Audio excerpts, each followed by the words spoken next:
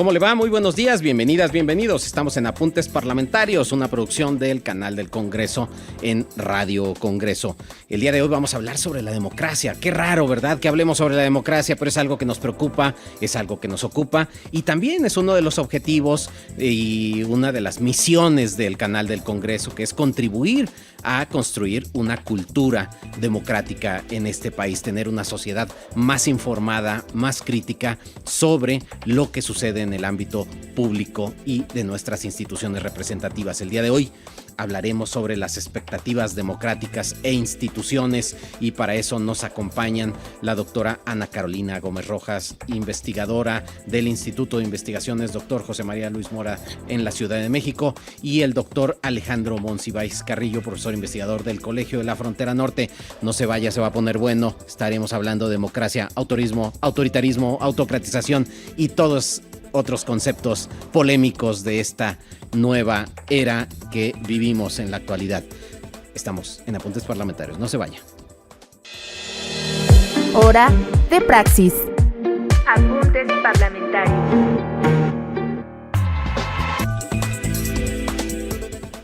¿De qué hablamos cuando hablamos de democracia?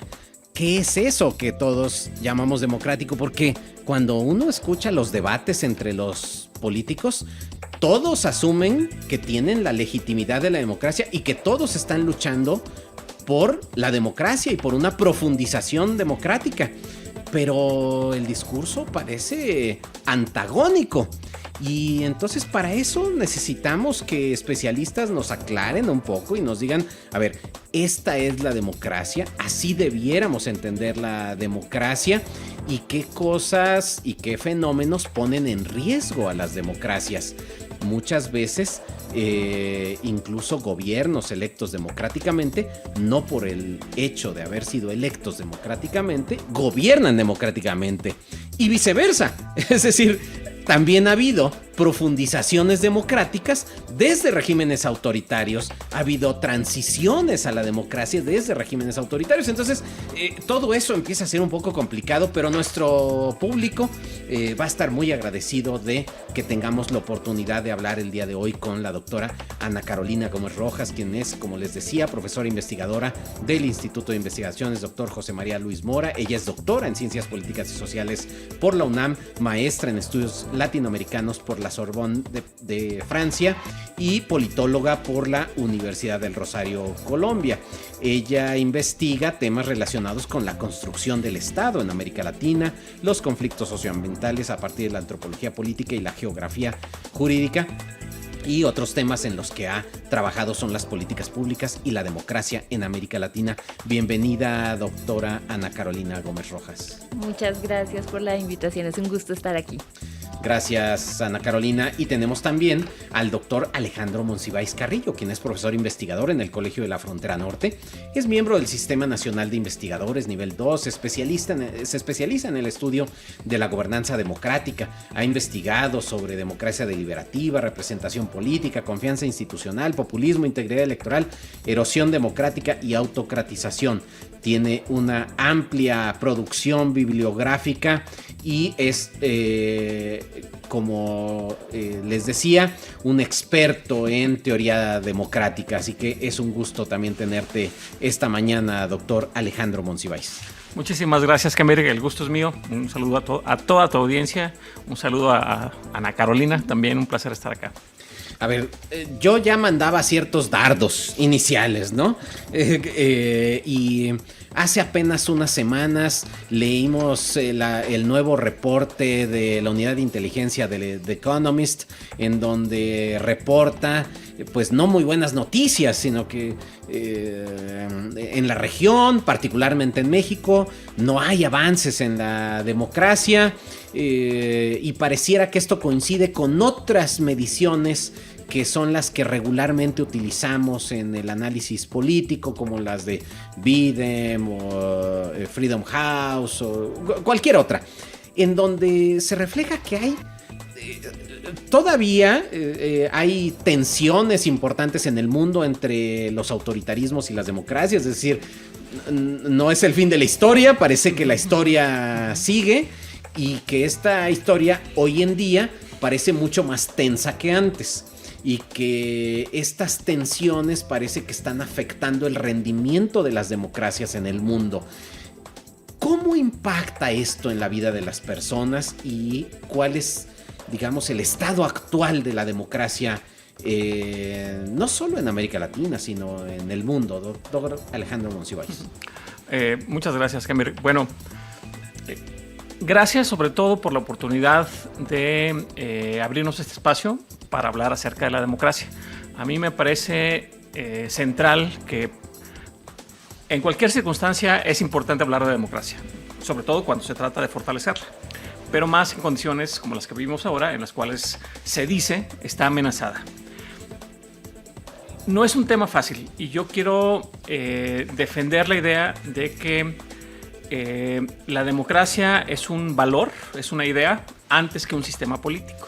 Muy bien. Y constantemente estamos aprendiendo acerca de lo que significa, de lo que implica, de lo que nos requiere, de lo que demanda esta idea, este concepto, este ideal. Y eso cómo se transforma en sistemas políticos y a su vez cómo el funcionamiento del sistema político se traduce en una dinámica social, sociopolítica, en un modo de vida, una cultura política. En particular, yo también quiero defender la idea de que si bien la democracia es un término muy usado, que generalmente estimula muchos debates, es preciso tener en cuenta que tiene definiciones muy concretas. La democracia no es cualquier cosa, no aglomera todas las cosas buenas que quisiéramos. Aglomera algunas cosas buenas y puede ser a costa de otras cosas buenas que también quisiéramos. ¿Cómo cuáles? A ver, platícanos un poco. La democracia... O sea, ¿qué estás pensando con esas cosas? Es una buena pregunta, pero por ejemplo, hoy en día una de las lo que se dice en el debate es que estamos atravesando por un proceso de autocratización.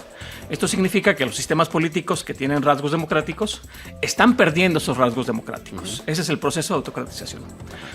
El hecho de que se estén perdiendo esos rasgos democráticos no significa que la gente esté descontenta con el gobierno y no significa que los gobiernos estén actuando de manera represiva o de manera que ataquen a la gente a la cual gobierna.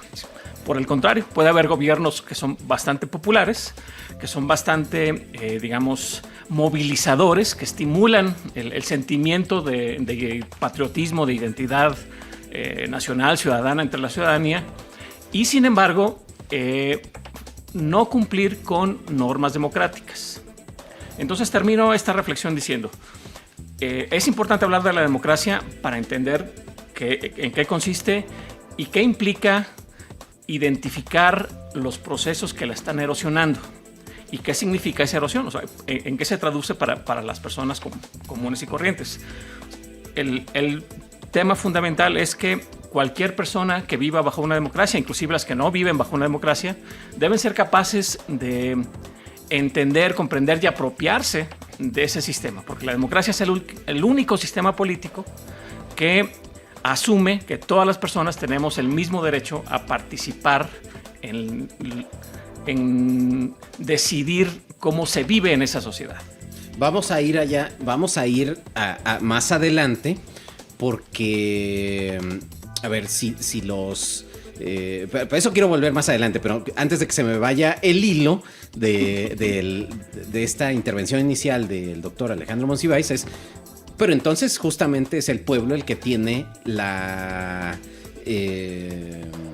posibilidad de cambiar sus no solo a sus autoridades, es decir, no solo a las personas que le gobiernan, sino las formas en que le gobierna.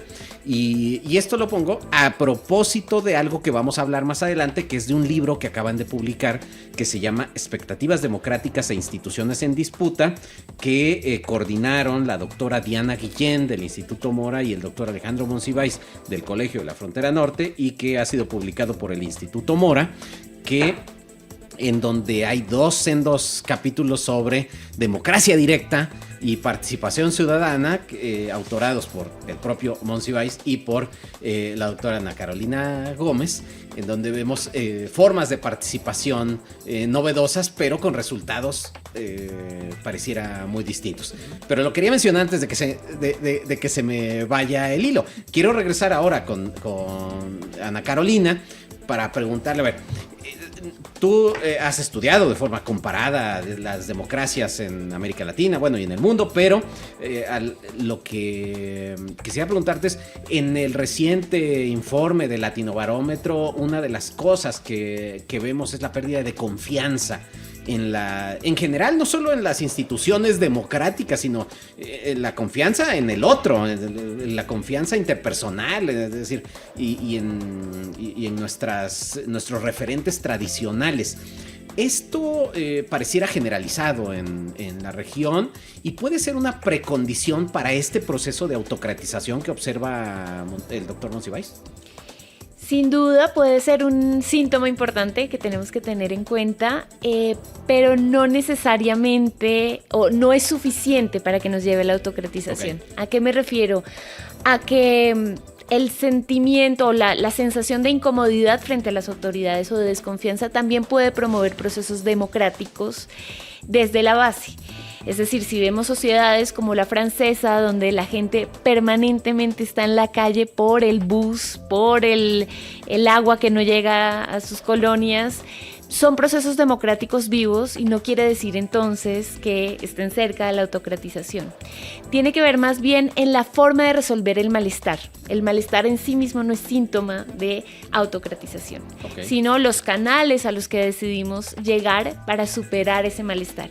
Y ahí lo que sí está pasando en América Latina de manera mucho más extendida de lo que quisiéramos, es que a pesar de la desconfianza, sí aparecen una suerte de mesías que se ahorran todos los pasos y todas las instituciones, que es por ejemplo lo que acabamos de ver en Argentina en diciembre, donde uno diría jamás va a llegar Javier Milei, y llega a pesar de que la gente sabe que le va a ir mal con él, a pesar de saber que es alguien que no conoce bien el sistema.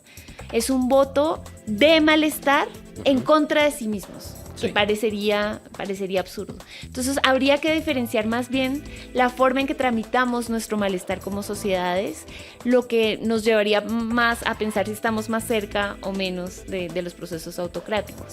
Bueno, y que ese tipo de voto, digamos que es en gran parte un voto de castigo hacia los gobiernos vigentes cuando son las elecciones, es muy común en el mundo en general, ¿no? Es decir, hoy, por ejemplo, si hoy fueran elecciones en el Reino Unido, pues no importa quién sea el candidato del laborismo, seguramente el laborismo va a ganar, aunque pongan a quien pongan, ¿no?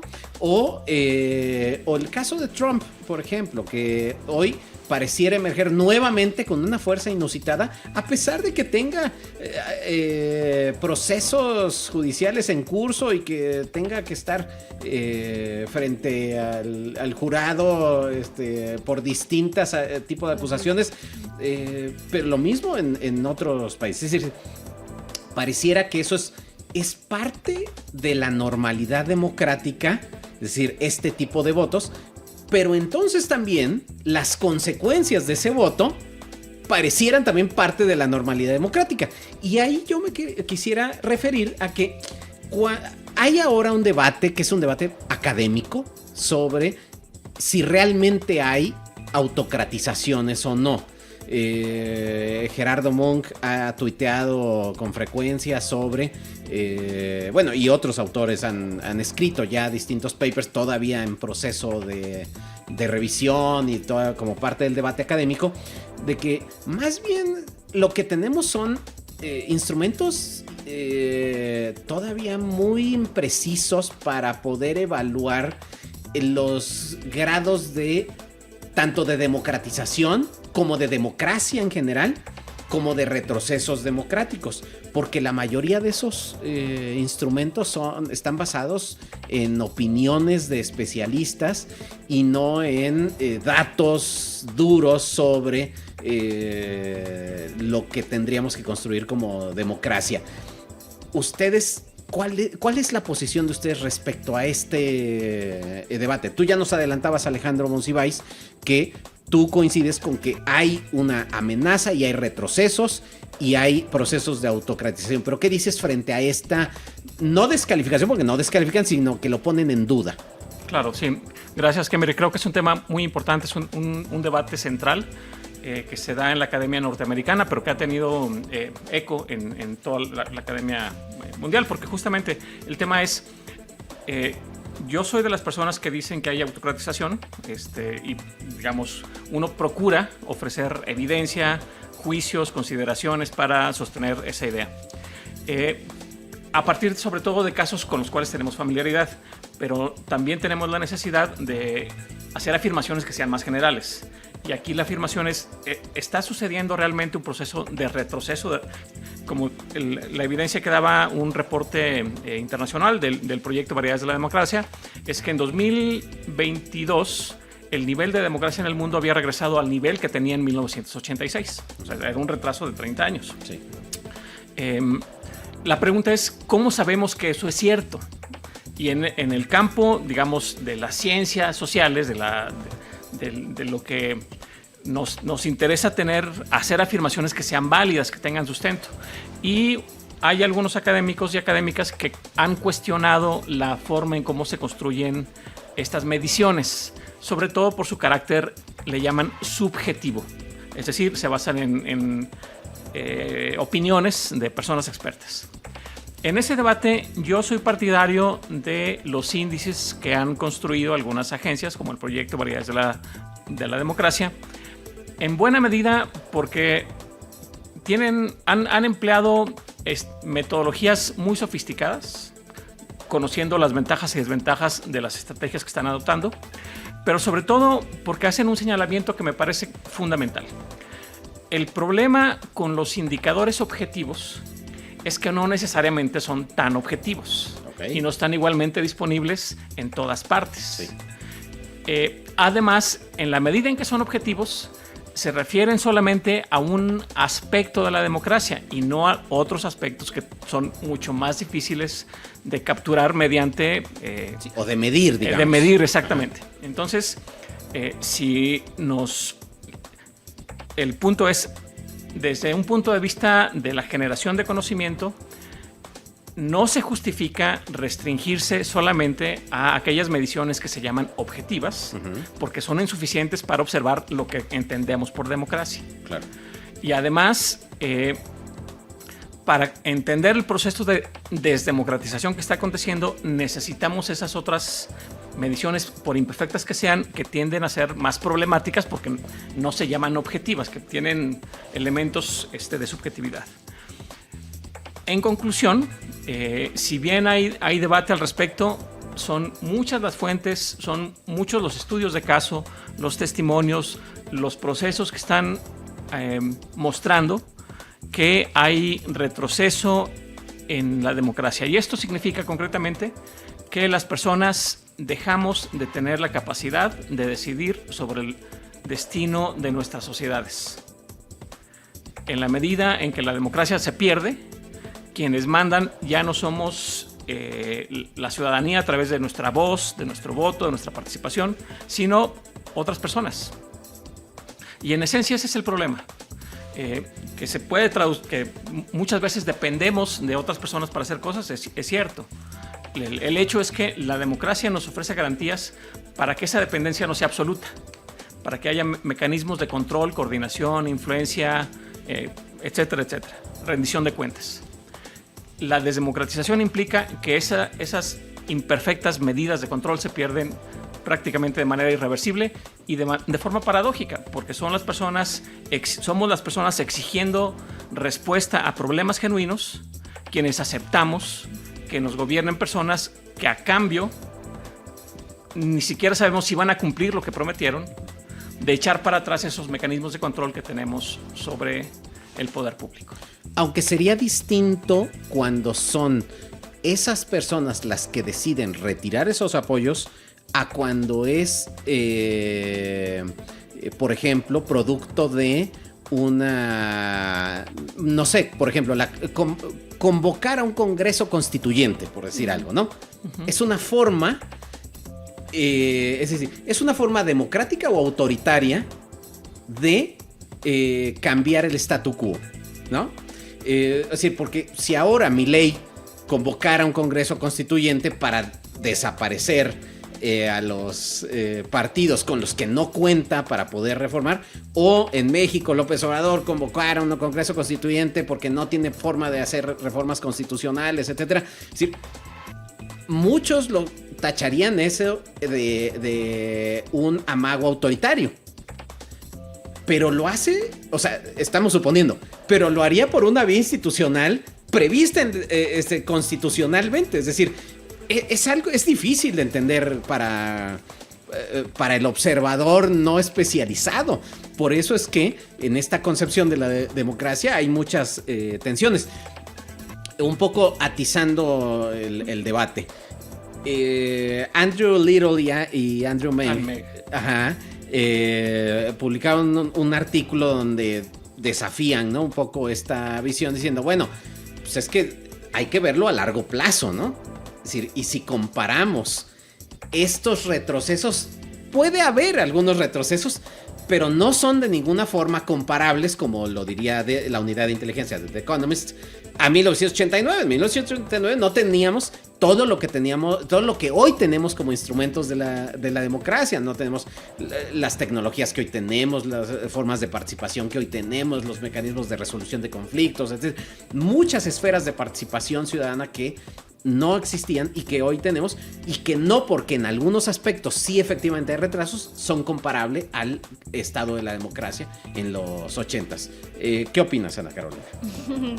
Bueno, estaría más de acuerdo con esa segunda postura. Creo que también, si vemos al electorado en términos más largos de tiempo, también vamos a poder descubrir las tendencias de ánimo y desánimo, y en los momentos de desánimo formas tradicionales de mostrar ese desánimo. Entonces yo creo que sí estamos en un retroceso, pero no quiere decir que lo que tenemos que recordar es la contingencia en el proceso del retroceso, y que podemos ir hacia adelante y hacia atrás, porque es oscilatorio más que una línea recta. Son ciclos que tenemos en la vida política y en la vida democrática. Para no caer en esto, que creo que es lo que hacemos o intentamos hacer desde las ciencias sociales, de no caer en el jamás habíamos visto o siempre ha sido así.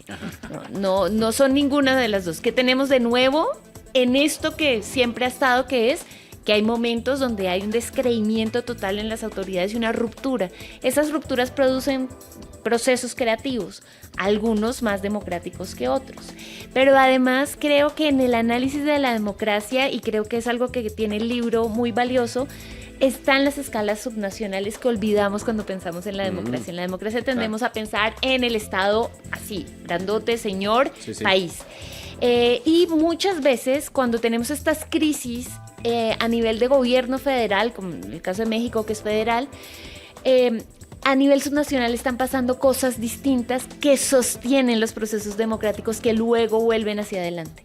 Entonces eso también es importante ir revisándolo. ¿Qué está pasando a nivel nacional y qué está pasando a nivel local? Porque muchas veces lo que pasa a nivel local es lo que sostiene luego lo que permite explicar el avance después de esos posibles retrocesos. Claro, y además es una visión muy centralista, la forma de entender el cambio político. Es decir, claro, como que el cambio político solo se puede dar a través de un cambio que se va dando en cascada vertical, ¿no? Y que los cambios no pueden darse cuando realmente, pues bueno, ¿qué podemos decir de Baja California, o de otros estados donde pues hubo alternancias en el poder mucho antes que a nivel federal? Vamos a ir a una pausa y cuando regresemos vamos a quisiera hablar con ustedes sobre los resultados de esta investigación, que nos platiquen un poquito de los resultados de esta investigación, de lo que encontraron. Yo encuentro además tensiones entre algunos de los textos, y que nos platiquen los resultados de este libro publicado por el Instituto Mora, coordinado por Diana Guillén y Alejandro Monsiváis. Vamos a una pausa y regresamos. Estamos en Apuntes Parlamentarios. estamos hablando sobre el estado actual de la democracia, pero también hablamos sobre las expectativas democráticas y adelantaba yo una pregunta a partir de las reflexiones iniciales sobre, pero bueno, por ejemplo, cambiar la Constitución, pues sería un proceso democrático, ¿no? Es decir, habría un proceso previsto constitucionalmente. Supongamos, algo que se ha discutido en las últimas semanas, la elección de jueces y ministros de tribunales constitucionales. Para muchos consideramos que es una propuesta de alto riesgo por lo que puede implicar por el sometimiento, digamos, a el interés partidista en los procesos judiciales y el equilibrio de poderes, etcétera.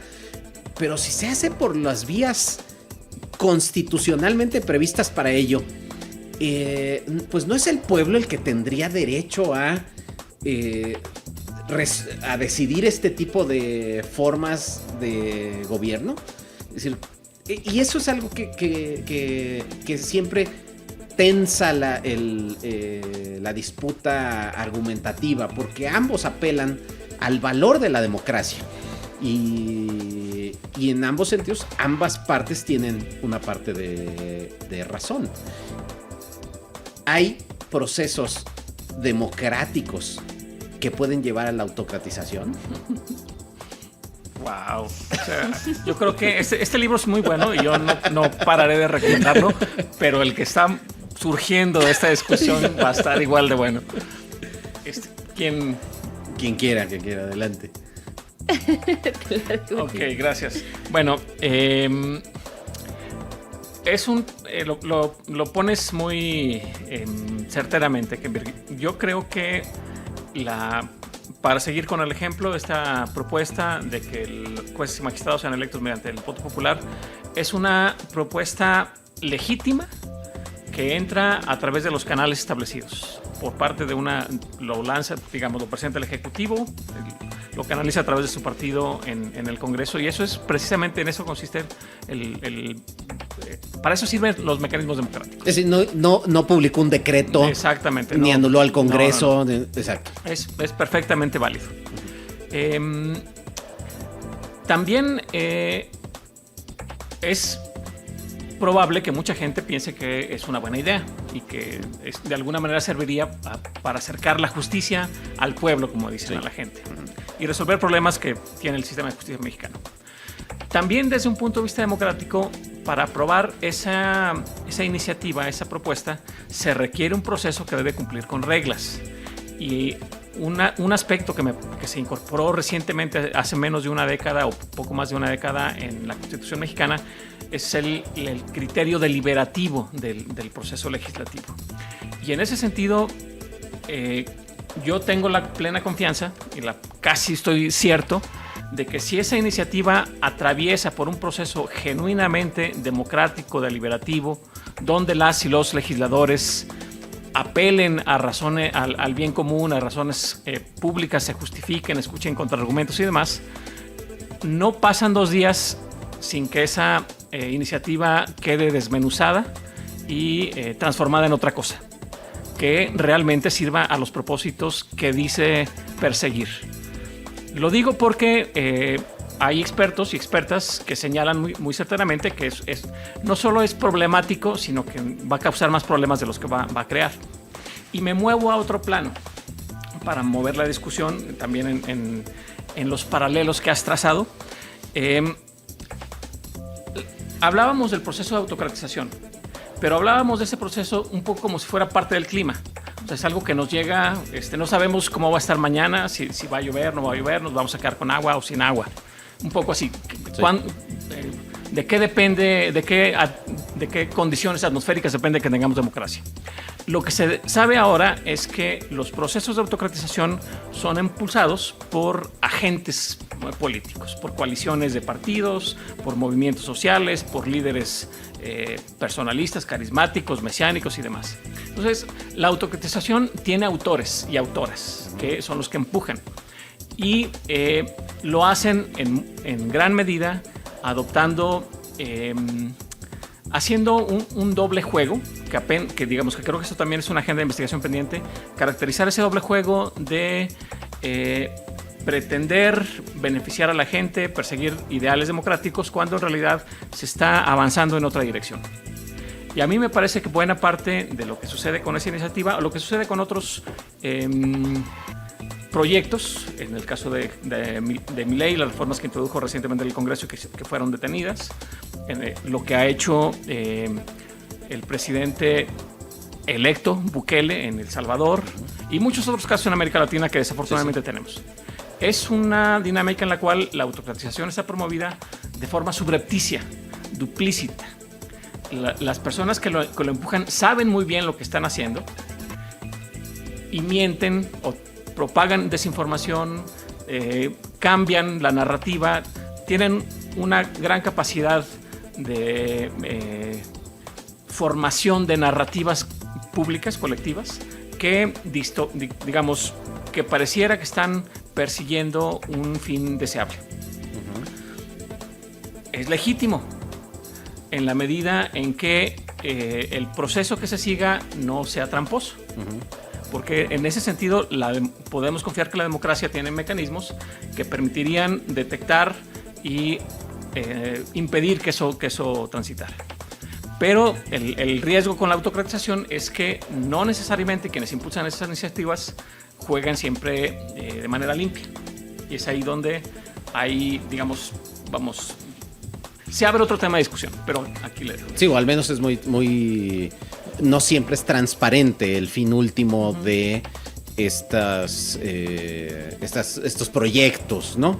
Pero yo diría, pero tampoco es que siempre lo haya sido, es decir, justamente lo que tienen la retórica política es que encripta los objetivos. Las reformas electorales, pues lo que buscan siempre los quienes tienen mayoría es beneficiarse de esa reforma electoral, es decir, y eso lo hemos visto, eso se ha estudiado ya, como quienes tienen la posibilidad de construir mayorías buscan eliminar, poner criterios más rigurosos para ingresar para tener registro como partido político, para que las minorías cada vez pesen menos, etcétera. Entonces es complicado. Quiero voltear a ver el libro Expectativas Democráticas e Instituciones en Disputa, de reciente aparición, y quisiera que me platicaran un poco sobre este instrumento de la consulta popular,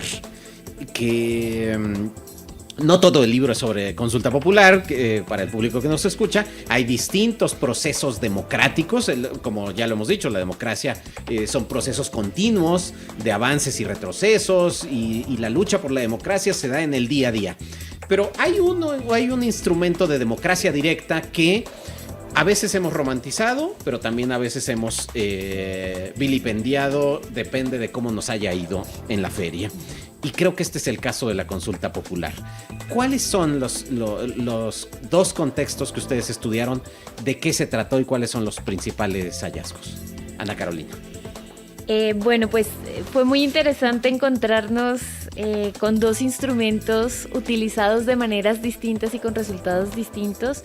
Y un poco retomando la pregunta anterior, creo que los dos capítulos, el de Alejandro que habla de él ya lo explicará mejor, pero la consulta popular utilizada en México y en mi caso una consulta utilizada en Colombia, muestran que el problema no es el instrumento o la solución no es el instrumento, sino los agentes que lo operan y los intereses que hay, y siempre se va a movilizar en ese sentido. Y por eso creo que algunas discusiones de, pues quitemos entonces la democracia directa, porque nos asustamos, es como el cuento que en Colombia es muy común de la mamá que se asusta cuando ve a su hija dándose besos con el novio en el sofá y decide vender el sofá. Claro. Es exactamente lo mismo, no vamos a resolver nada quitando el instrumento, sino que podemos perder. Lo que sí podemos aprender es de los resultados que no quisimos obtener, cómo poner nuevos mecanismos de control. En el caso colombiano es distinto. La consulta popular es de obligatorio cumplimiento a partir de un proceso democrático muy amplio en la década de los 90, con una asamblea constituyente también muy participativa,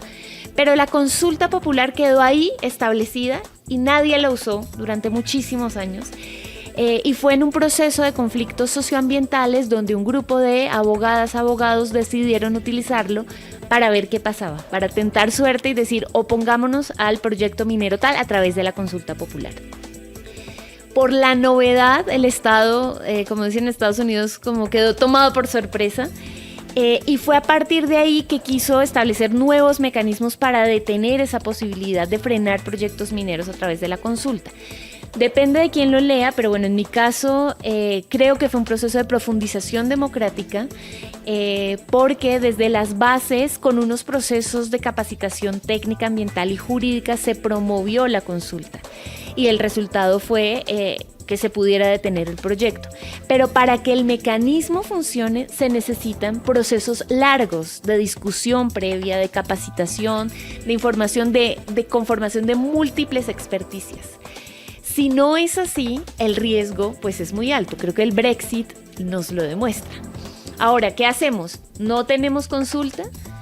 No, lo único que podemos es aprender del Brexit y contar con que la memoria del país y la memoria institucional contribuya a que esas situaciones no vuelvan a pasar. Pero es también el costo de la democracia, un costo que tenemos que aceptar dentro de los procesos democráticos.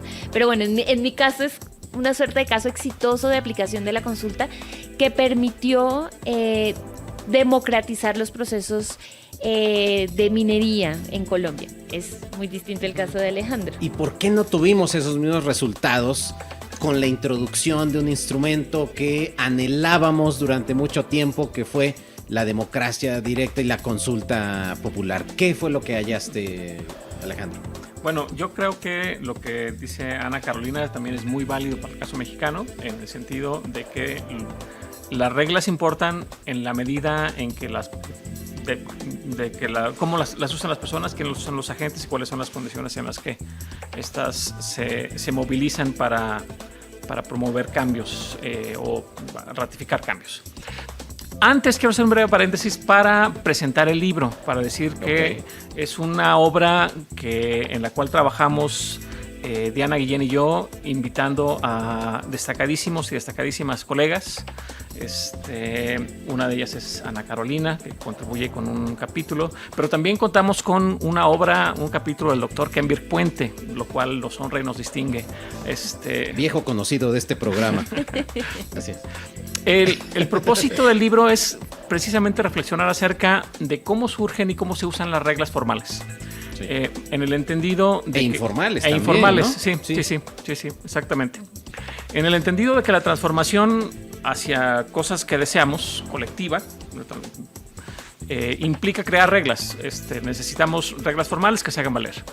Pero muchas veces las soluciones no están en las reglas solamente, porque la letra chiquita, el diablo está en los detalles. Sí. El que tiene la agenda manda. Hay muchos procesos contingentes que determinan cómo se implementan en la práctica. Y en esa medida,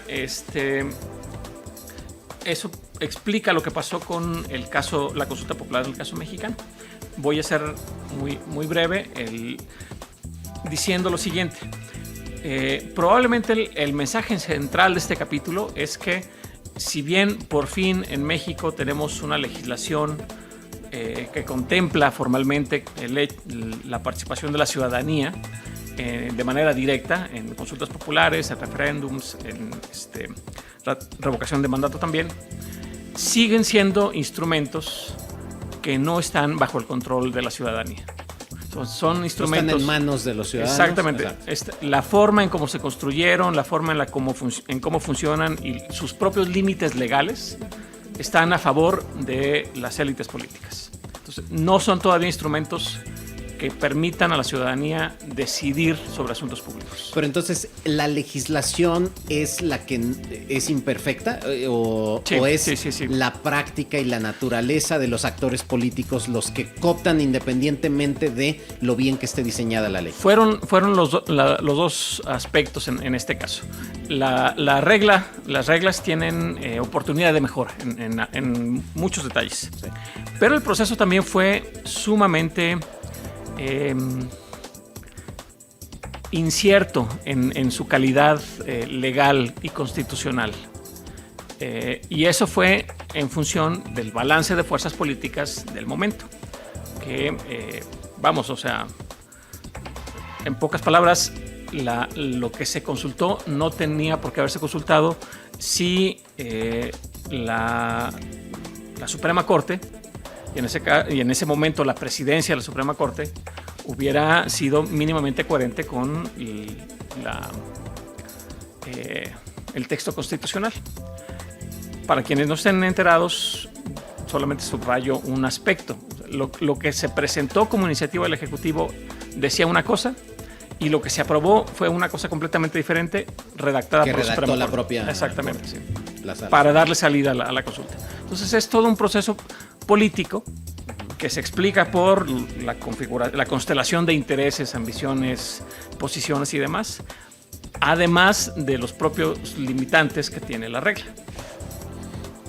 Ya nos vamos a tener que hacer una segunda edición de este programa, y vamos a tener que volver a invitar a la doctora Ana Carolina Gómez Rojas y al doctor Alejandro Monsiváis, porque, como se habrán dado cuenta, hay muchos temas sobre los cuales podemos ir bordando.